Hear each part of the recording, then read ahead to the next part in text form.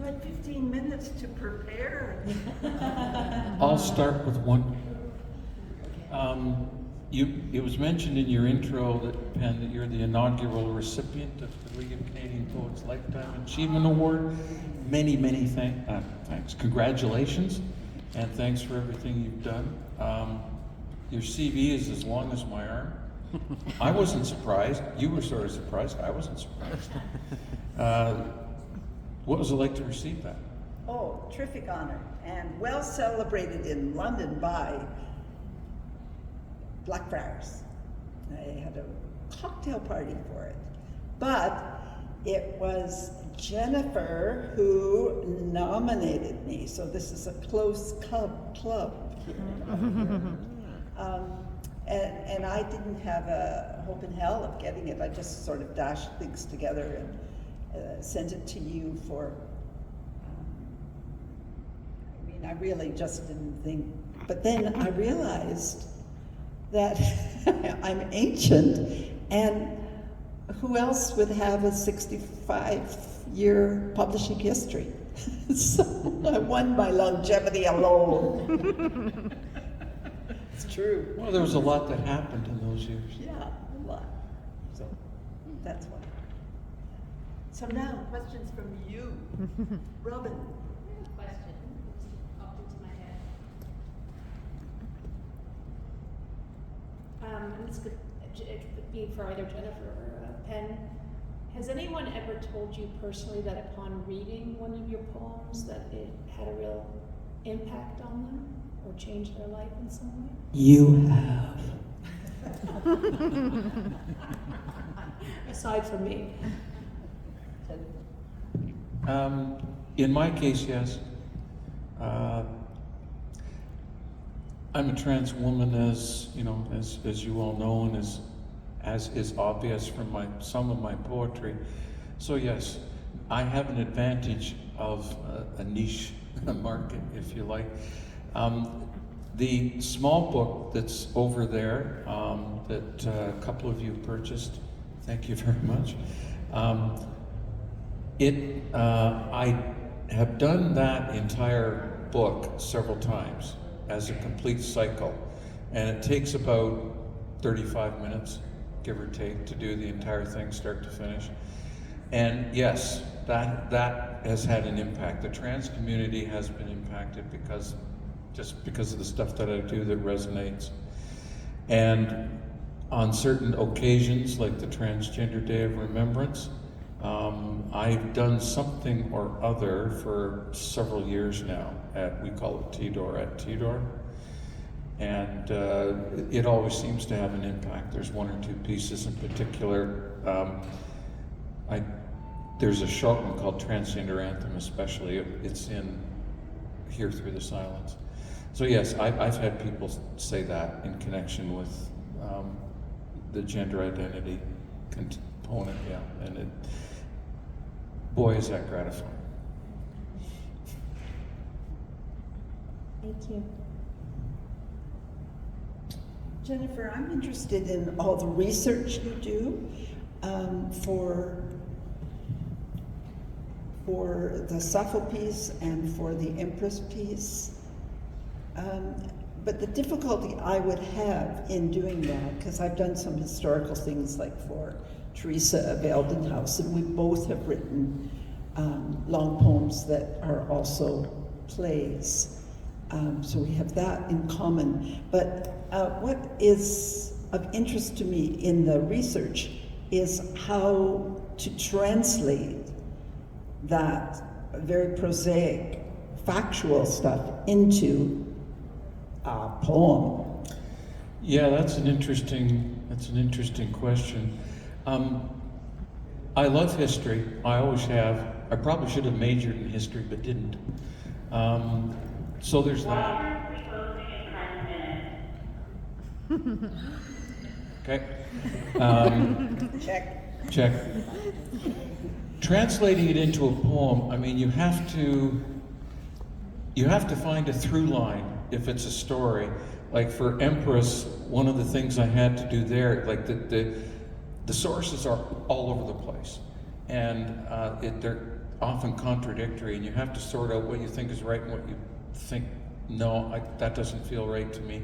So you find a through line, and then I pick certain things to focus on, and incidents, and so then you say, okay, I've got this snapshot, this image, movie clip, and then you turn it into a poem. It's sort of hard to describe how one does it. I mean, the way I work is I write notes. Well, first I come up with an idea, and often the title's at the beginning. I make notes. And after the notes, the next step usually is a design, so that's a structure, a skeleton.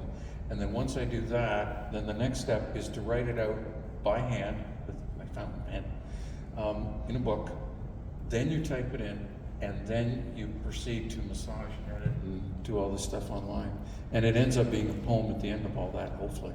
Well, there's a missing step for me, because that would give me the prose or the images for a play. It would give me a setting for a play or a novel. But to find the language of poetry, which has to be very sensory and make the back of your head stand up on end. Yeah, it does, and boy, I'm not even sure I know how to answer that. That's when the magic happens. And the magic happens when I'm sitting by myself. Sunday's usually my writing day, and that's the kind of day when I'm going to do that. And you just, okay, I've got all this structure, I've done all this analysis, and I know what I want to do. So then I just have to translate it. Maybe allow Aphrodite to come through, or Yeah. Artemis. You have to channel something. Yeah. I wanted to ask you, there's a number of memories in this book. There's quite a few, and some from long ago. You did one or two pieces on that. I'm impressed that you can remember. Like, I don't know, your memory is better than mine for some of this. Why did these ones stand out, or why did these ones stay in your memory, or maybe why did you choose them if you... You'd have to buy the book. There's still chance. They'd be, something would have happened when a bully, for example, something either funny or nasty would have happened. Like the one I read was which one? Oh, Mr. Ferguson, who we called Chemical Face Ferguson, who is probably now just chemicals, I'm sure. That was so nasty, and so something shocking would drive me into poetry. Something surprising, something that would take me out of the ordinary. And I remember it with very visceral detail. But I'd like to ask a question of Anne, because this is the first time we've performed together, and I just love collaborating with you, especially because you just have... we can all burst into song at this point. I've looked at life, right, from both sides now. But didn't she do a fabulous job of...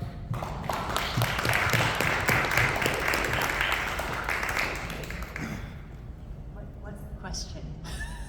The nature of collaboration, how you found, how you translated. Again, it's a question of translation.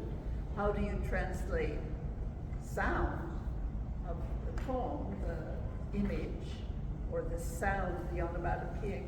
What gets translated? Well, I think when I let myself be moved emotionally by your words, that's when it flows most easily.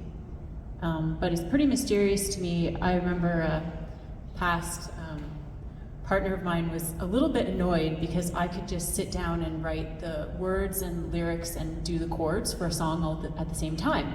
And he was in a composition degree at university, and he was like, Anne, how do you do that? Like, Mozart could do that. I was like, yeah, well, anyways. It wasn't a composition degree, it was a competition. Yeah, right, yeah. So, but I credit it to being brought up around the nihilist spasm band here in London. and just the concept of like free expression being very normal from my infancy. So, you know, it's great.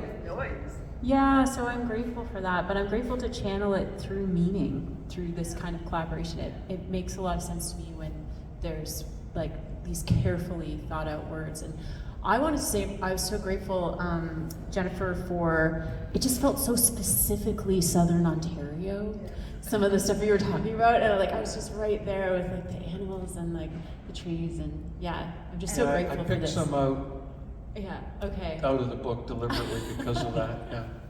And what about birds? Why are birds so important to poets? They are for both of us. They are, and I'm not sure why. I mean, but why do you think, why are they important to you? They are emblems Of spirit, of transformation, of endurance, migrating thousands of miles. They're images of beauty, of and they're all around us, but less around us, if you've noticed, in our yards than they have been. Yeah. I've always loved birds, and so writing poems about them was natural. Yeah. Just like my daughter's here, and she'll tell you that I've been putting bird feeders out forever. Yeah. Yeah. Me too. We live in our backyards. Yeah. I wanted to ask you, Penn, about your father. He shows up a few times in the book, and the influence of his art circle. He lives among us. He was a painter and advertising executive for the London Life Insurance Company, and a jokester. And he and the very staid museum director Dad went as Father Time, and he made this cane to go with his stooped figure, and this great figure of authority who was rather bulbous and belly round, and went as the baby, the New Year's baby. I have that picture that I put up on Facebook every year in it dry. It's so hilarious. So, again, growing up in the, I'm just a little older than you, but I also grew up in a very artsy or cultural background where in the 60s and 50s in London, which was such a burgeoning scene of new innovation and fun. And, the first Great Colonel at the same art gallery museum had the first happening. I was 16 and dressed in black with eye coal and beatnik, and he had Joyce Wheeland and come in on this again. The curator was not pleased because there were planks, and so you could see Michael Snow and Joyce Wheeland just walking these planks while chaos was happening all around. Yeah, lots. And Great. lots I of think fun. we have time for one more question. Kathy. So many questions. I was just at a session downstairs in the Wolf about our downtown and how to make it better. And there's a lot of work going on right now. What role do you think creativity has in creating a vibrant local scene? Let's have another happening right here. Sounds great. Well, there's a very good artist from London, Ontario in this room right now who I think we should have do large murals in London. So that's Jason McLean. He's just sitting right here. So anyways, if you could submit that to the London developers. But I think more art and like consulting with artists, because they're going to give that clarity and creativity will help to heal. Yeah. That's what I'm curious about. Like, have we consulted with the creative community enough? Or is it, business and politicians and everybody else just going forward and not, like, do the artists not feel invited or included in the process? I would love to see a creativity, you have no soul. Yeah. Sorry. Exactly. I would love to see a cultural director for the City of London. That would be Yeah. amazing. We could appoint one of these guys. We could co-chair. I was a writer in residence at Western. There was such a divide between Western and the city, and also as the first laureate, just so many silos. I I broke a leg, I'm sure, jumping silos. Like, there was. It's true. I'm here to tell the tale. Yeah, we need creativity. I mean, it brings people downtown because there are events that people come. Here we are. This one and others. Washings are now closed. In 25 minutes, your session will automatically end. If the assistant, please see how best staff now. Thank you again for coming. Lovely to Thank meet you. you. Thank you to Sue. And one of the great institutions of this town is our bookstore, Mandela Bookstore, so frequent it.